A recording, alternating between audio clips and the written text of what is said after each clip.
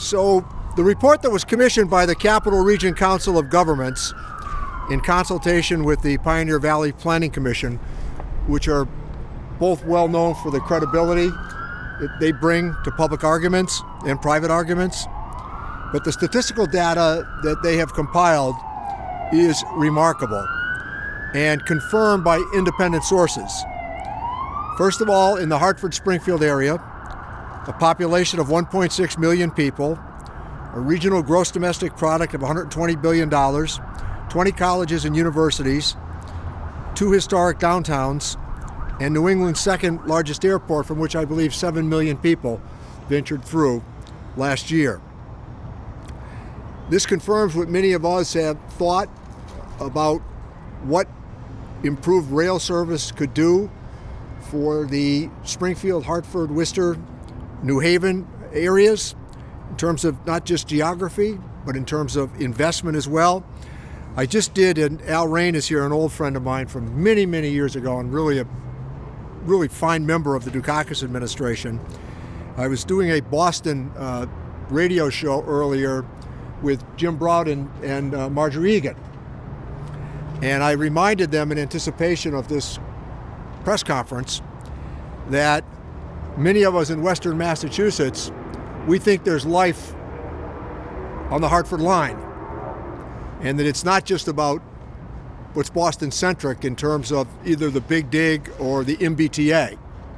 We think that a more carefully equitable, integrated passenger rail service should be our public and private embrace.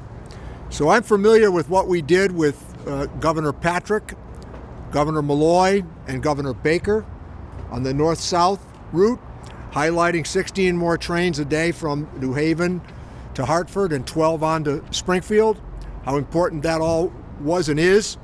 But we think that can be improved and loop in more to Worcester as well. So the study is, I think, very sturdy. It's well done in terms of its credibility. And the other thing I liked very much about the study that they did, they highlighted these union stations, how important they are. And for some of you, you've been part of this saga that you've witnessed in terms of the growth that we've seen here because of Union Station. And the building, I believe right now, is at least 71 or 72% full in terms of occupancy. And we continue to proceed on the basis of getting it to 100% occupancy. But the Hartford Union Station, the New Haven Union Station, I believe Meriden, they're really spectacular tributes to architecture of a different age. This was the center of north-south, east-west rail in New England at one time, Union Station.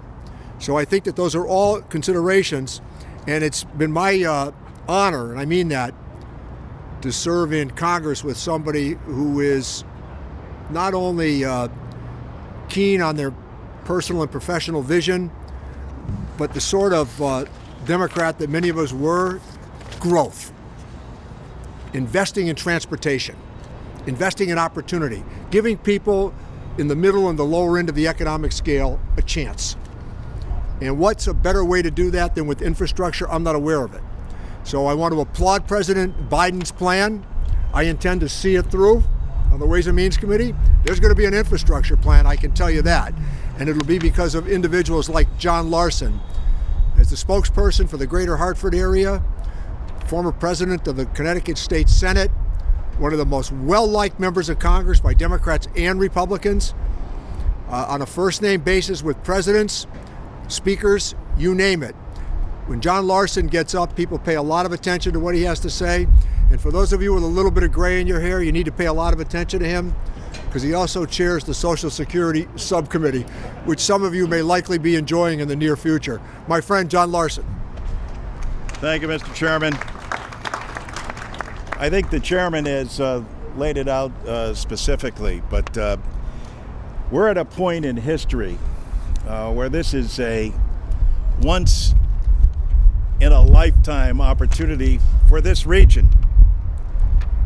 And I say that with a great source of pride in noting that when is the last time anyone in this audience or this country could claim the chairman of the Ways and Means Committee and the chair of the Appropriations Committee and the chair of the Rules Committee all linked up, and all because of rail, kind of.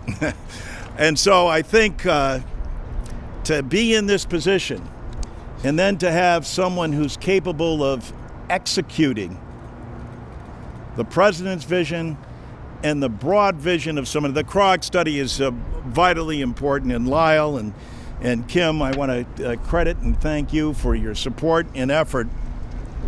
But the ongoing work of Chairman Neal is duly noted in Hartford and in New Haven, and certainly here in Springfield and Worcester, all across New England, and certainly the country. Because he just doesn't talk the talk, he rides the tracks as well, and has done it more than once, and certainly brags and talks about everything that's gone on here and been transformed at Union Station. And so when presented with this once-in-a-lifetime opportunity that would bring anywhere in between 50 to 85 billion in economic value and return over the next 50 years, is a key investment. At our core, we believe in the value of infrastructure and know the 4-to-1 payback that will come from that. And as importantly, understand the value of putting people back to work. But not only that, understanding the value not just of rail, but of intermodal transportation. Because we also share the same airport at Bradley. And we understand the key significance of making sure that we not only have rail access, but air access, that we have automobile, bus, bikes, trails, and don't forget broadband and every other form of infrastructure, including infrastructure. And where does that all come from? This is the man who just presided over and made President Biden's proposal a reality. The Ways and Means Committee of a $1.9 trillion package took up half of that, $1 trillion of that's going back to the American people.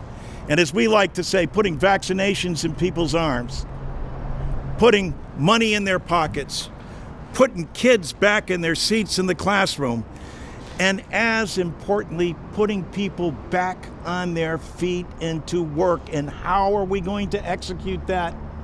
Through the infrastructure plan. And so when the chairman says that he's going to deliver this, you can take it to the bank. He's going to deliver it. I'm honored to be here. Thank you so much. And let me turn it back to you, Mr. Chairman. You're making the next introduction here, John. Go ahead. Thank you very much, Congressman Larson. Lyle, Wray, Executive Director, Capital Region Council of Governments. I'm delighted to be here today to roll out the Hartford-Springfield-Boston study showing a major economic benefit for investing in rail in this region. I just want to reiterate a couple of things that Congressman Neal mentioned. 1.6 million people. We're the 40th largest urban metropolitan region in the country. We've got to start reminding people of that. Somehow people think we're a quaint village at the in the mountains somewhere. I mean, it's 1.6 million people. Have the second largest airport. We're the 40th largest metro area in the country, and we need rail service to be improved. The second point is, since the double tracking was ripped up in the 1980s, we have missed out on 130,000 high-end jobs in this region. The times moved beyond us. 130,000 jobs went somewhere else that had better transit and better train service.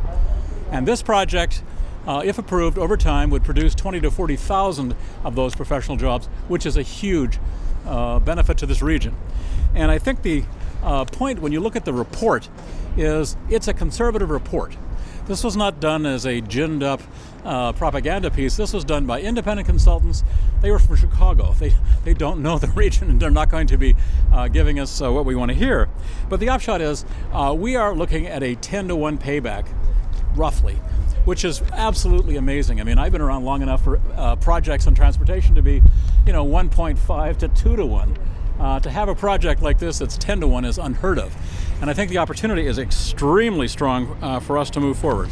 And I think the point I want to close on, and this goes to President Biden's infrastructure work. We now have 4 E's for projects. I got to remember these now. I got the right ones. We have engineering. Projects got to make sense for engineering, and we had an engineering firm put the pencil to paper, and we know it works. Second, environment. This is part of the effort to decarbonize transportation, which burns 30% of carbon is burnt for transportation. So that it ticks the box in environment. It ticks the box I just mentioned on economic benefit of almost 10 to 1, which is unheard of. And last but not least is the equity E, which is getting people access to better paying jobs. So this project that's being discussed today ticks all 4 boxes, and I think it fits very nicely with what the President's infrastructure priorities are. So it's not just good engineering, it's good environment, it's good economics, and it's also good for social equity. So as I say, the payback is almost 10 to 1. It's very hard to not notice that that's a very good return on jobs, transit development, and economic benefit. So it's my pleasure now to turn to Kim Robinson, who has served as the Executive Director of the Pioneer Valley Planning Commission since October of 2019. We've worked closely on a variety of issues, and I very much value her partnership in the Hartford-Springfield region. So without further ado, Kim. And thank you very much, Lyle, for your kind introduction, and of course for your leadership and partnership on this important endeavor. We are here today in no small part because of your continued commitment to the well-being and prosperity of residents on both sides of the state line here in the Metro Hartford-Springfield region. It's a bit of a tongue twister. I'd also like to thank our members from Congress who are here today. We are thrilled to have John Larson from Connecticut's 1st Congressional District here in Springfield, and of course, we're very grateful to be here with the Valley's own Congressman Richard E. From ensuring the fullest possible accounting of our residents in 2020 in the census, to securing millions in CARES Act funding to benefit our local communities, Representative Neal has been a steadfast partner in the quest for an ever-improving quality of life in the Metro Springfield region and beyond. As Lyle noted, my name is Kimberly Robinson, and I'm the Executive Director of the Pioneer Valley Planning Commission. We're headquartered just around the corner on Congress Street, and we are the state-designated regional planning agency for the 43 cities and towns located in Hampden and Hampshire counties. In so many ways, the findings of this study confirm what we ourselves have known here for decades. Regions that are connected by rail to major economic hubs such as Boston and New York City are thriving, while underserved communities like ours have lagged behind. We now know what the lack of rail has cost us economically, and this trend simply cannot continue. As our nation continues to form interstate megaregions, we must ensure Metro Hartford-Springfield's full access to a new American prosperity. Reestablishing an inland connection between New York and Boston via the Connecticut River Valley is a critically important step in that effort. And here's the good news. Even at its most expensive projected costs, the return on this investment is 10 to 1. Imagine almost $87 billion in economic impact and growth for a $9 billion investment. And that's why I stand here today before Union Station with great hope and enthusiasm. Armed with this latest report of encouraging findings, a federal government that is committed to modernizing our country's infrastructure, and a state legislative delegation dedicated to the same here in the Commonwealth, it is clear the time to reestablish robust passenger rail is now. I want to reiterate PVPC's commitment to not only the restoration of this inland route, but also the expansion of rail service from Springfield West to Chester and the Berkshires and beyond. As well as is continued progress north between here and Greenfield via the Valley Flyer service, which is returning to pre-pandemic service levels in the very near future.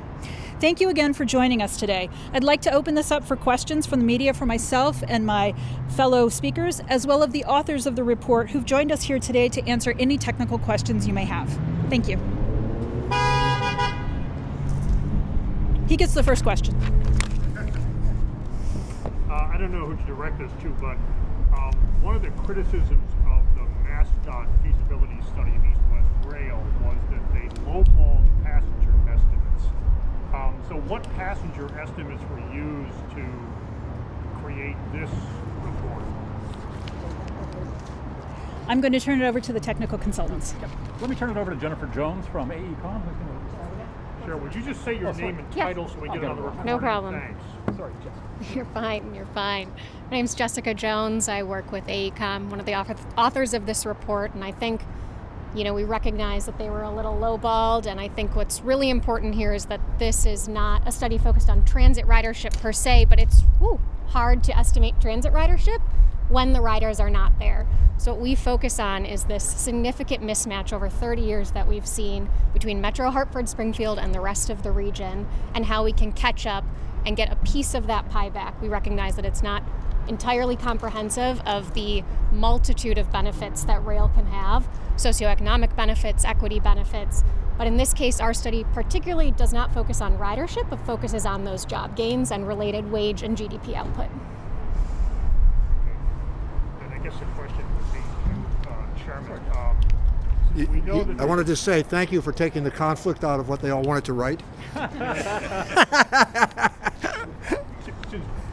As I understand it, there's a cost-benefit formula that gets used by the Federal Rail Administration when they decide which projects they're going to fund. And because of the MassDOT study on East-West Rail, it wouldn't meet that criteria. But based on this, do you think that there's a way to change that formula to justify the investment by the federal government? Sometimes you can hear people say, well, I just talked to so-and-so yesterday, or I just talked to this one yesterday. John and I can honestly tell you we talked to Pete Buttigieg yesterday. And I talked to him privately last week. And he's all in on rail. And we highlighted yesterday also a proposal from Tom Swazi, Long Island Rail. They've laid out their plan, which we think is also consistent with what you've heard today from the authors and from the advocates. But here's the point that I've raised with the Secretary, that we really have a dedicated trust fund for airports in America. We have a dedicated trust fund for highways in America. I'm encouraging him to establish a dedicated trust fund for rail. He's a big rail guy. And I think that they're very interested in this. President Biden laid out $80 billion of expenditure. There's $110 billion that the Secretary noted yesterday of discretionary spending that's going to accompany the plan. And I can tell you Amtrak's been through this building recently, doing some of their other improvements and analysis as consistent with what the Hartford Line and Connecticut Rail. The Connecticut Rail, it worked even better than I thought it was going to work. I mean, it was really a handsome addition to transportation opportunities here in the Valley. So I think that in talking to Amtrak, Mr. President, and Pete Buttigieg, that they get it. And John and I are going to really push hard on the transportation side for this eventuality. But I think that this lends credibility, the study that they've authored, to where it is that we want to go. And you should know, I talk to Charlie Baker all the time about this. And I've moved him off of where he was. I don't know that I can tell you that he's coming to Union Station yet, but I'm staying with it with him. Questions? A few weeks ago, Amtrak came out with a map of where they want to expand their lines. How does this fit in with what their plans are? Well, my staff is on it. We think it's consistent with what we want to do here. And as I did note, Amtrak has been through here recently, within the last 2 or 3 weeks, taking a look at Union Station. And we think that, as John Larson highlighted, with the president who sees it the way that we do, a transportation secretary, and a state that sees it the way we do, 2 states, this is the time. This is the moment. Congressman, if I could just add. Yeah, please, Lyle. Come on up. Come on up. Sorry. To your question, it's on the Amtrak map. Okay. It's there. So if you look at the Amtrak $80 billion wish list, this Hartford-Springfield Boston line is on the map. So it's not being added to the map. It's on their map from several weeks back. So that's just a very specific answer to your question. One of the things in the report, which again I commend you to read, and there will be a test, is this sets up a rail mobility network or you can actually get from Worcester to New York. You can get from New Haven to Worcester, and it builds a broader network of access. And that is all to the good in terms of employment and other commercial functions as well as recreational. So the answer is it'll make it much easier for people to get around. Now, the piece we didn't stress, because we're out of state here and not in Connecticut, is we need to finish the double tracking. I see Chris Kervick here from Windsor Locks. There he is. We need to finish the stations and build out of those stations the first selectment of Windsor Locks. So there's a lot of work to be done in Connecticut too, and electrification, which again goes back to the decarbonization of transportation. So the answer to the question is we're creating a mobility field basically between New York and Boston that has been lost. It was there in a previous era, but now it's going to be restored with this kind of project. But it really is a benefit to get around the entire region. And I think that's a very important point. So a pharma company in Boston can get to Hartford or to Springfield to set up satellites. All that becomes a regional mobility field that this project is the linchpin. The missing link is the the Springfield-Worcester link. With that in place, the rest of it's sort of there. We can continue to improve it, but we got the pieces on the puzzle on the table ready to go. Well, there's two big chunks here. Upgrading the Hartford line that we're doing, and again, just to reiterate here, the Hartford line planning started in 1998, a year before you came into office. So these things take a while. So that was the first thing. The second thing is the launch, as has been mentioned, of the Hartford line has been very successful. So we need to finish double tracking, station building, and the option there is electrification, which is about $1 billion. So that just to speak to the Hartford side. The Springfield to Worcester side, maybe Kim can talk about that, but again, it's the track alignment between Springfield to Worcester that needs to be done, which is the predominant amount of money. That's where the money really is. Let's put it this way, from where they were until where we are now with that conversation, it's substantially improved. You know, I've been careful about using the term improved rail service. I think that the governor's very open to that. I'm going to spend some time with him next week in Washington, and based on the conversation. But I also think that there's an essential point to remember here. The capital region needs a first-class transportation system, the MBTA. But that's not the only part of Massachusetts and New England that needs a first-class transportation system. We all pay for that MBTA. And I've made this argument before, and in addition to which, the Big Dig transformed the city of Boston. $22 billion. $16 billion in principal and $6 billion in interest. And despite the challenges, today what it did to open that waterfront, the investment that has taken place, and we think that that can be emulated here on the Hartford line and with improved east-west transportation as well. So I'm an optimist. I think that Stephanie Pollack was terrific to deal with, and she's in Washington now, and I've already talked to her. So she's very interested in the argument that we're making. And look, there's a lot of competing priorities in Massachusetts, as there always is with members of the congressional delegation. So we want to make sure again that Western and Central Massachusetts are accommodated. Thank you.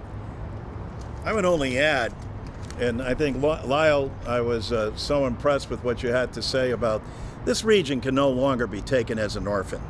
We got a lot to be proud of, and for so long, it's a stepchild to what's going on. You have the dean of the New England delegation, and the chair of the Ways and Means Committee, and the chair of the Appropriations Committee in Rosa DeLauro. If not now, when? And oh, by the way, that guy in charge of rules in Worcester is not a bad help either. So the chairman is very modest, as he always is, but also his leadership on all of these fronts. People come to see him every day. Not just about Western Massachusetts, but about the entire country. So we feel pretty confident that based first and foremost on a great study and all the data and facts that have been given and the economic payback, this is a project that's going to succeed. and you got the guy who can deliver it. Thanks for not creating any pressure, John. Other questions? Anybody else? You want to wrap it up, Lyle? Wrap it up, please.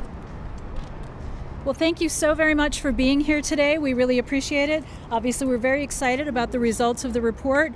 That information will be available on both the Capital Region Council of Governments website and the Pioneer Valley Planning Commission website. We're available for questions. Again, thank you so much. Have a good rest of your day. Thank you. Good job. Good job. Nicely done, Bob.